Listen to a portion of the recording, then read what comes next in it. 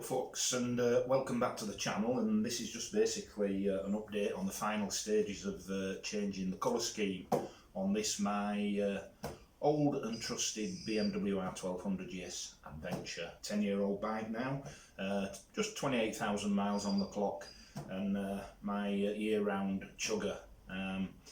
It's the 2nd of November today. We're well and truly into the depths of autumn with winter looming. My other two bikes, the Kawasaki and the Yamaha, are undercover and may or may not see the light of day again this year. We'll see.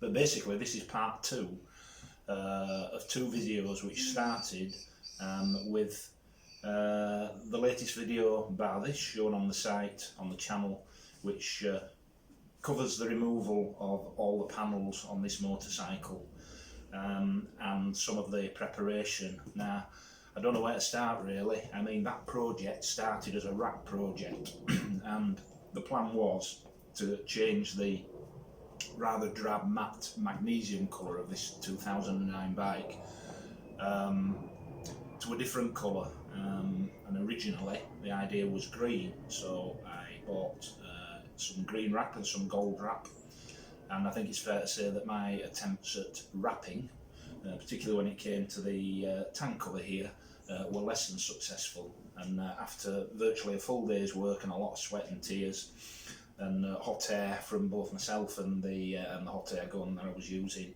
I gave up on that venture. It certainly isn't anything like as easy as it looks on those YouTube instructional videos that you see. So moving on a stage further, I decided actually that I go down the route of paint, and there's a salutary lesson here, and that lesson is that you get what you pay for.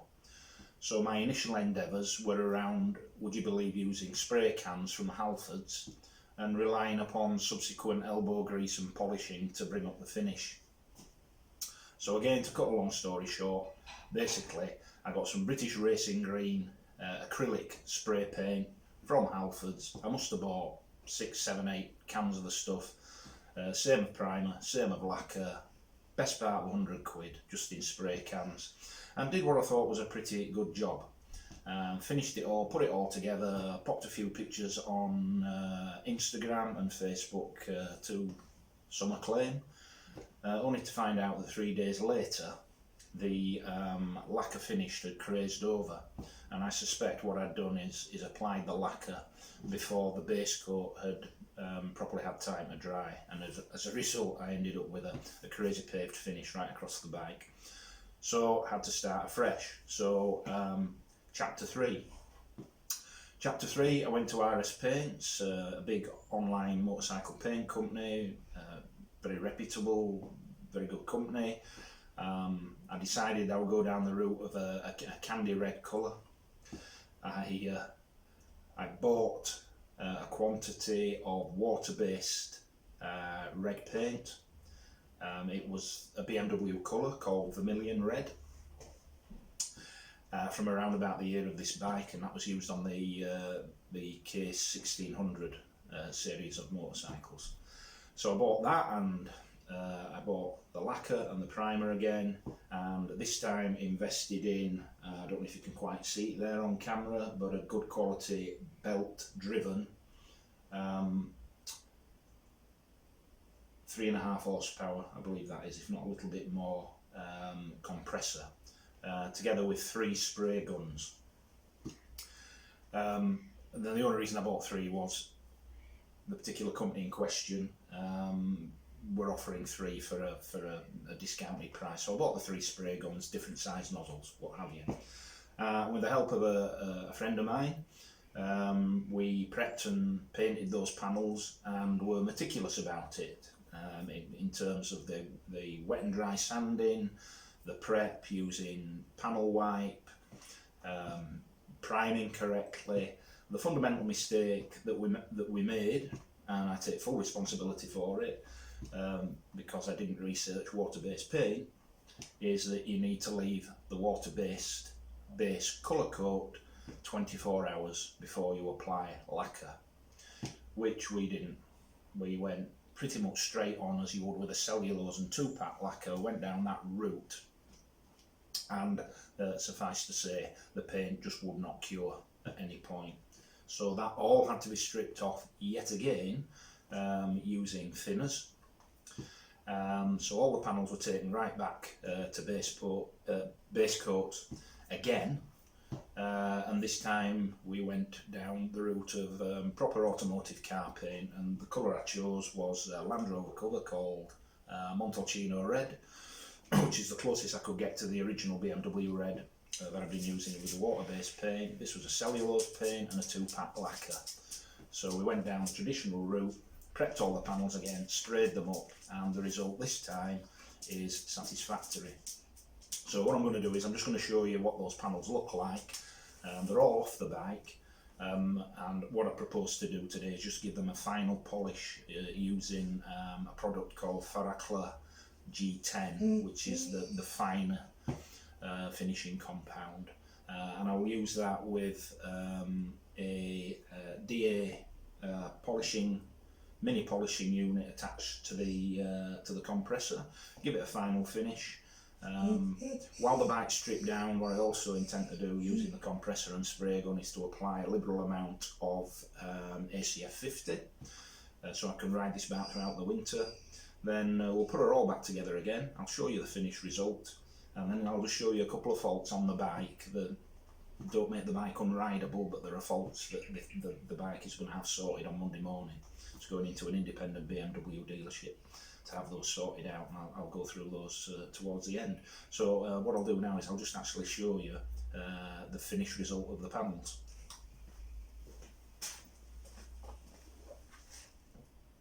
Okay, so here's a couple of the panels. What you can't see is the beak section, but it's the same colour. Now this panel here, I suppose you'd call it a bit of a hugger panel, the side panel that goes on there. These were originally black stippled vinyl finish, so put a high build primer on, and then the colour base coat, the Montalcino Red, and several coats of 2-pack lacquer. This is the tank cover piece, it's the same. The decals I bought to fit the colour scheme are gold, because the beak assembly on this bike is also painted gold, and this is the one part of the process that I was successful with the canned paint from Halfords, would you believe? Because the result is a luster finish. It's basically the law of unintended consequences, but the finish is a luster finish rather than a highly polished gloss finish, and that sits very well by way of contrast with this highly polished lacquer finish on the main colour, on the red. So you've got an idea of the colour. It's worth pointing out that the BMW badges, when I took them off here originally, were so well adhered that they were badly damaged during removal and not reusable. So for very little money indeed, I got a pair of these. I think it was something like £5 or £6. They're obviously car badges, they're slightly bigger, but the spacing between the lugs that fit them in are exactly the same. So they're fitted in a treat, and I think if anything, for being slightly oversized, they look a bit better. So that's the result. I've also finished the filler cap in gold just to match everything off, and it's just a matter now, because I hand finished these with the G10 polish. It's a matter of these 2 panels, or the remaining 2 panels that I haven't machine finished, which will give a much smoother, brighter shine to the lacquer. So I just need to remove this BMW badge here, pop it out, and then we'll get to with the DA polisher, run off the compressor. So if I just show you the equipment I'm using here, might seem like a bit of overkill because you can get much smaller, much cheaper compressors that will do a job. But while I was making the outlay, I thought I might as well get something with the capacity to be able to run tools from as well. So as well as spray guns and air dusters and what have you, to be able to run DA sanders, polishers, drills, ratchets, that sort of thing. So this one is just short of 15 CFM. That's the rating compressors use, and it means cubic feet per minute of air. So this will generate 15 cubic feet per minute of air, which is quite powerful, really. At this sort of level. It's also belt driven, as you can see here, and I'm told that the belt driven ones are noticeably quieter than the direct drive compressors, and the direct drive compressors are very noisy indeed. I think it's fair to say that this compressor is far from silent, but it certainly is smoother and quieter. It's obviously got the regulator down there, so you can regulate the output, and as you can see, I've got it set there. I don't know if you can see the PSI bar setting there, and that's what my pal Trevor set for me for the spray guns, basically. But it seems to be fine. Also to drive this this mini polisher here, which has got the 5-inch foam head on it, and the company supply the black ones and the white ones. The white ones are slightly harder, firmer, the black ones are softer. So since we're finishing with G10 compound, we'll use that soft head. And yes, the finishing compounds are these. Now for the initial finishing, I've used this, the Ferroclay G3, which gets you a really good finish, but can leave sort of micro swirls on the surface of the paint that you can see in certain lighting conditions. So this is a finer compound, G10, for finishing. It needs to be used with a little bit of water, but the important thing, and this is a lesson I've learned, and it's probably the most important lesson that I've learned, is that once the spray paint has cured, once the lacquer has cured, it's a really good idea, I mean, A, to leave it a few days to make sure it's absolutely rock hard, and B, to prep it properly. Now I've used 2000 grit wet and dry, and it is not just a matter of scuff finishing the surface and removing tiny blemishes of airborne silicone and things like that tend to settle into the paintwork while it's drying. You have to get the surface of that lacquer absolutely flat using 2000 grit or similar wet and dry. The reason for that is if you don't, you'll never ever, through polishing, get rid of the orange peel effect, which there will inevitably be for spraying paint in this way. And no amount of polishing will do. You're likely to polish through the lacquer before you'll get a proper flat surface. So it's a lot of work, but it's worth doing, and the best that I can describe the finish that you need to get with the wet and dry 2000 grit or whatever is that it's almost like a professional matte finish. And a lot of matte finishes you find on modern bikes, you need to get this lacquer to look like that with the wet and dry, and then you know you've got it absolutely flat, and only then should you go to polishing. Otherwise, all you're effectively doing is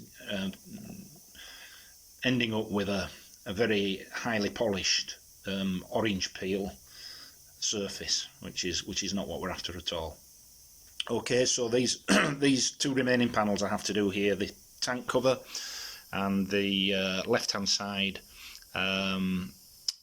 trim panel, just need machine finishing in G10. I hand finish them in G3 just to stop the mess, basically, and try to hand finish them in G10, but you cannot get the same finish unless you're going to spend days on end polishing that you can with the orbital polisher. So once you've put a bit of water down, this stuff does tend to fly around, so I've got all the bikes covered up. and we'll just set to with a bit of G10, a bit of water, and the air-driven polisher, and we'll crack on. I'll just show you these 3 spray guns that came with the compressor. By buying 3 together, I managed to save quite a bit of money actually. They're good quality. Apparently the absolute Rolls-Royce mate to go for is called DeVilbiss, but you know, several £100 per gun. But these work out a good bit cheaper than that. And the one in the middle is a 1.8mm, which is good for primer. And that's the one I'll also be using for the ACF 50 application. I think the blue one on the left there is 1.3mm, and the red one's 1.4, or it could be the other way around. But anyways, a 1.3, a 1.4 and a 1.8 for slightly different applications.